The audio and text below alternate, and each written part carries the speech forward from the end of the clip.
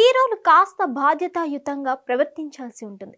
వారికి ఉన్న fame, craze, following ను పెట్టుబడిగా పెట్టి అడ్డమైన బ్రాండ్లకు అంబాసిడర్గా ఉండకూడదు. దేన్ని ప్రమోట్ చేస్తున్నాం, ఏ ప్రోడక్ట్కి బ్రాండ్ అంబాసిడర్గా ఉంటున్నాం, ఆ ప్రోడక్ట్ వాల్యూ ఎలాంటిది, జనాల్ని ముంచే ప్రోడక్టా, మంచి చేసే ప్రోడక్టా అని పలు రకాలుగా ఆలోచించి బ్రాండింగ్ చేయాల్సి ఉంటుంది.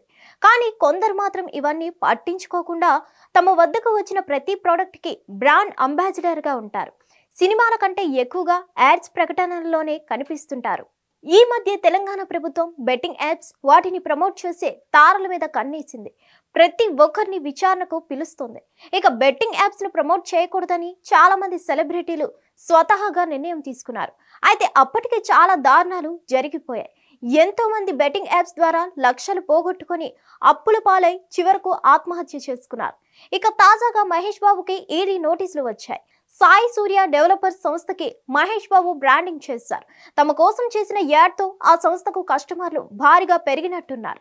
అయితే ఇదొక ఫ్రాడ్ సంస్థ అని తేలింది. ఎంతో మంది కస్టమర్లను మోసం చేసినట్టుగా సమాచారం. ఇక ఈ సంస్థ కోసం బ్రాండింగ్ చేయడం వల్ల మహేష్ బాబుకి 5.9 కోట్లు చెల్లించినట్లు ఈడీ గుర్తించింది. ఇందులో 3.4 కోట్లు చెక్కుల ద్వారా, మరో 2.5 కోట్లు నగదు రూపంలో మహేష్ బాబుకు ముట్టినట్లు సమాచారం. సాయి సూర్య డెవలపర్స్, సురానా గ్రూప్ కలిపి మొత్తంగా 100 కోట్ల వరకు ఫ్రాడ్ చేసినట్టుగా తెలుస్తోంది. ఈ 100 కోట్ల వ్యవహారంలో భాగంగా ఈడీ వీరిపై కన్ను వేసింది. అందులో భాగంగానే మహేష్ బాబుకి చెల్లించిన మొత్తం పైన ఆరాలు తీస్తోంది. మరి దీనిపై మహేష్ బాబు నుంచి గానీ, ఆయన టీం నుంచి గానీ ఎలాంటి ఇన్ఫర్మేషన్ వస్తుందో చూడాలి.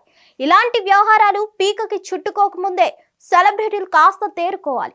మనం ఎవరిని ప్రమోట్ చేస్తున్నాం, వారి బ్యాక్గ్రౌండ్ ఏంటి, మనం చేసే యాడ్స్ వల్ల ఎవరికైనా ఏ హాని అయినా కలిగే ప్రమాదం ఉందా అనే వాటిని కూడా పరిగణలోకి తీసుకోవాలి. ఇవన్నీ ఆలోచించిన తర్వాతే ఓ ప్రోడక్ట్ను ప్రమోట్ చేసుకునేందుకు ఒప్పుకోవాలి. అప్పుడే అందరికీ మంచిది.